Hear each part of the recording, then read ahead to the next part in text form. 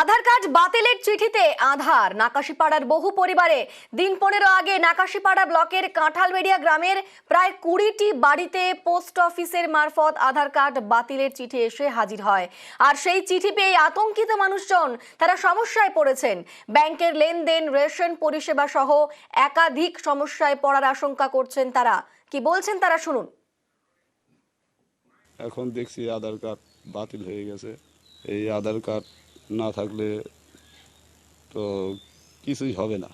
আমাদের ব্যাংকের বই এগুলো সব নষ্ট হয়ে যাবে।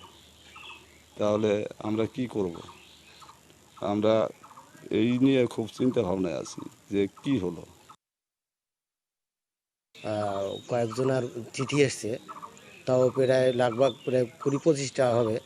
ডিঅ্যাক্টিভেট করার যে আধার কার্ডটা ডিঅ্যাক্টিভেট করে দিয়েছে, এবং তো এদের তো এই আধারের সাথে সব কিছু লিঙ্ক করানো আছে। এই দিদি আবার নতুন একটা পোর্টালও চালু করে দিছে, যে যদি যাদের যাদের এগুলো বাদ এদের নতুন একটা পোর্টালে এদের আমি জেরক্স করে নেব, দেখি যাও করা যায়, দেখি কত দূর কী করা যায়।